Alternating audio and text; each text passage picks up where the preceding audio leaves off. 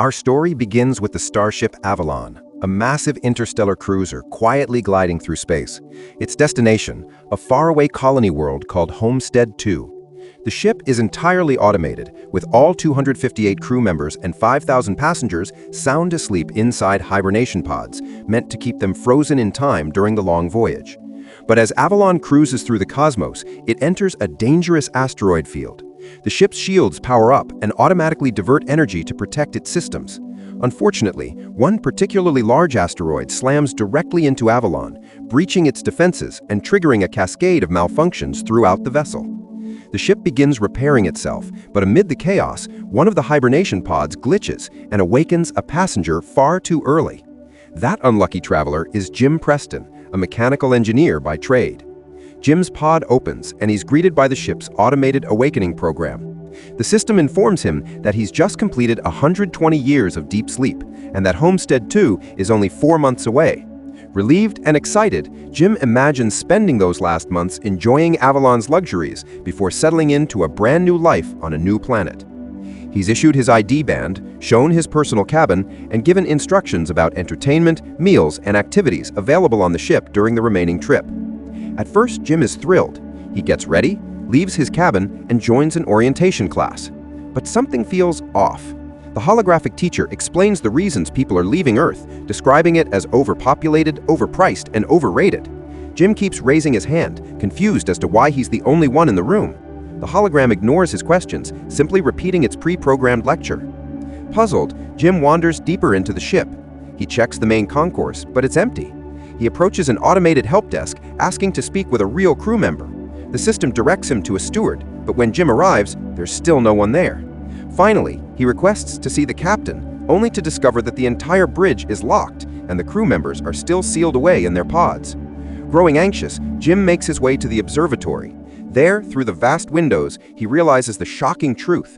The ship isn't months away from its destination, it's still 90 years out. He's woken up nearly a century too early. Panicked, Jim rushes back to communications and sends an emergency message to Earth, begging for instructions. The system informs him that a reply would take 55 years to arrive. There's no way anyone can help him in time. Devastated, Jim tries to figure out a solution on his own. Alone and without answers, Jim begins wandering the ship, desperately looking for human contact. Eventually, he stumbles into Avalon's bar, where he finally sees someone standing behind the counter. Excited, he rushes to talk, only to realize that the bartender isn't a person at all. It's an android named Arthur, designed to serve drinks and offer friendly conversation. Arthur looks human, but it's clear he's just a machine. Jim tries to explain his situation, hoping the android can help him figure out what went wrong with his pod. But Arthur's programming can't process something so unusual. All he can do is offer alcohol and casual advice. Days turn into weeks. Jim tries everything to get back into hibernation. He breaks into the maintenance rooms, tinkers with tools, and even attempts to repair his pod himself. Each time, the results are the same: failure. The cafeteria brings no comfort either. Most of the ship's food is reserved for gold-class passengers, leaving Jim stuck with bland, basic meals. The luxurious restaurants, the fancy drinks, all just out of reach. As time drags on, the isolation begins to crush him. Jim spends more and more hours at the bar, drinking and venting to Arthur. At Arthur's suggestion, he eventually breaks into one of the luxury cabins.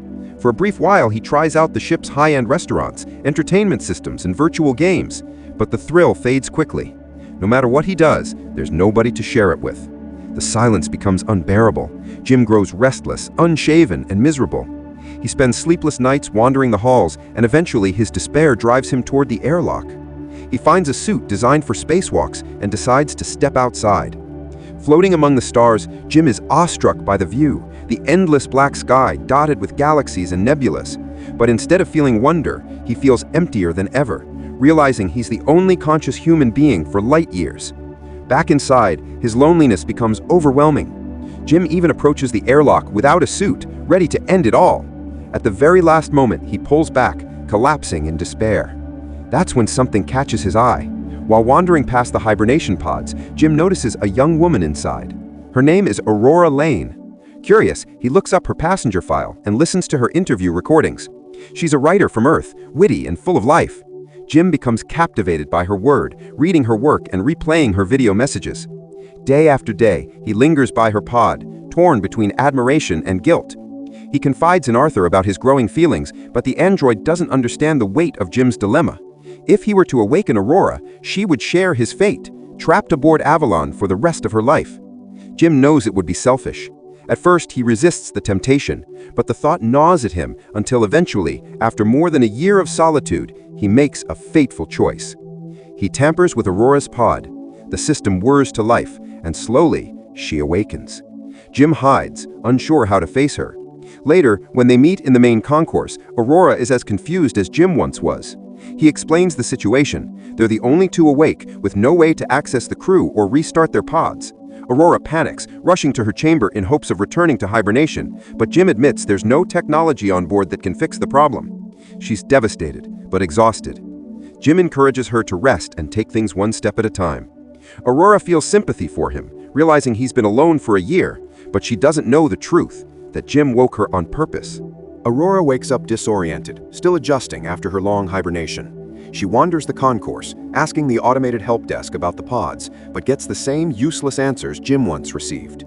He joins her there and tries to comfort her, encouraging her to have breakfast with him. During their meal, Aurora notices Jim has been eating the same bland breakfast for over a year, so she sneaks him a gold-class upgrade meal from her passenger privileges.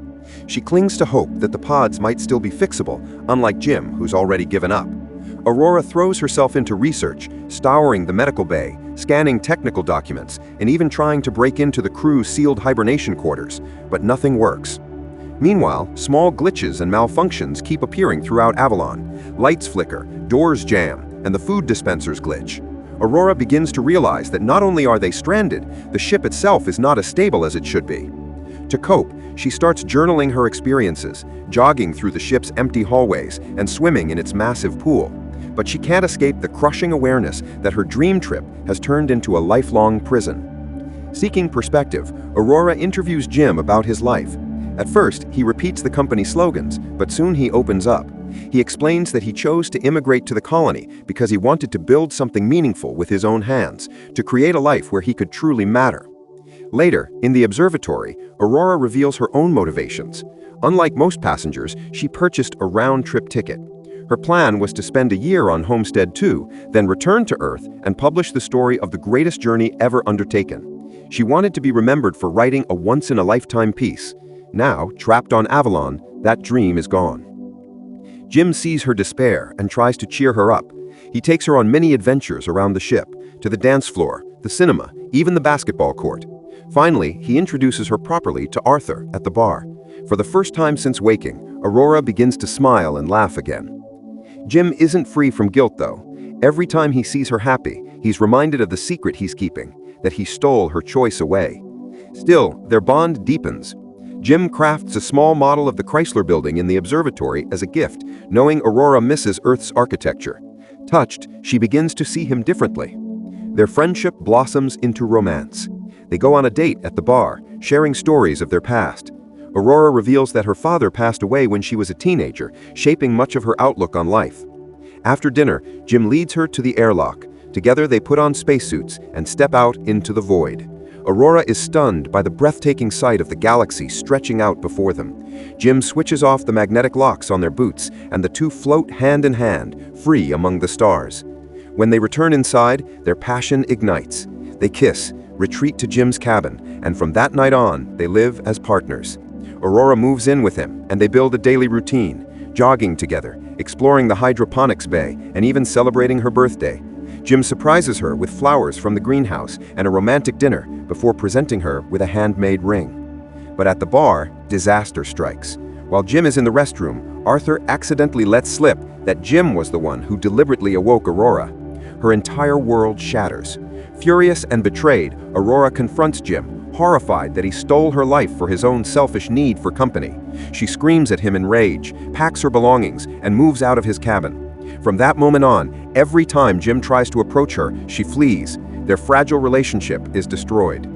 Aurora's anger festers until one night she storms into his cabin, beating him in a blind fury. She swears she'll never forgive him for condemning her to die on the ship. Jim tries over the intercoms to explain, apologizing and confessing that he fell in love with her before waking her up, but Aurora can't see past the betrayal. To her, his actions are unforgivable. And just when their personal battle seems at its worst, Avalon itself begins to fail. One night, while Avalon drifts through space, Jim notices an unusual malfunction. The lights flicker, doors jam, and strange warning lights flash across the ship. Aurora experiences her own scare when the swimming pool suddenly loses gravity, trapping her in a massive floating bubble of water. She barely escapes drowning as the ship's systems reset. Soon after, Jim plants a tree in the middle of the concourse, a small attempt to bring life into the vast emptiness. Aurora stumbles upon it, stunned by the strange sight of greenery in the middle of metal floors. That's when a voice booms over the intercom. A crew member has awakened. His name is Chief Deck Officer Gus Mancuso. Jim and Aurora rush to meet him and find the weary officer standing by the tree, confused and curious. They quickly explain their impossible situation. Two passengers awake decades too early, now stranded together. At first, Gus is skeptical. He can't imagine how 3 pods could fail. But after seeing the malfunctions across Avalon, he realizes the ship is in serious danger. He takes Jim and Aurora to the bridge, where he manually scans the logs. Strange errors appear everywhere. The ship has been slowly falling apart ever since the asteroid strike 2 years ago. Before they can act further, Gus collapses, coughing up blood. The hibernation pod that revived him has caused severe internal damage. Jim and Aurora rush him to the medical bay, but the system confirms the worst. Gus is dying, and nothing can save him. With little time left, Gus teaches Jim and Aurora how to access restricted systems using his crew ID. He urges them to save the ship and the thousands of lives still asleep in their pods. Soon after, Gus passes away. Their grief is short-lived as Avalon suddenly lurches into emergency mode. Red lights flare, alarms blare, and the ship shakes violently. Jim and Aurora rush to engineering, only to find catastrophic damage. They trace the problem to the reactor control system. The asteroid's impact years ago caused a breach in the hull, slowly overloading the reactor. The ship is trying to compensate, but it's failing. Unless the system is fixed, Avalon will be destroyed, killing everyone on board. Together, Jim and Aurora race against time. They find a replacement part for the reactor's control computer and attempt to repair it. But when they try to vent the overheating core, the system refuses to respond. Jim realizes the vent must be opened manually, from outside the ship. It's a suicide mission. He prepares a spacesuit, hands Aurora Gus's ID bracelet, and tells her she has to survive, even if he doesn't. She begs him not to go, but Jim insists. If they don't act, everyone aboard will die. With heavy hearts, they suit up.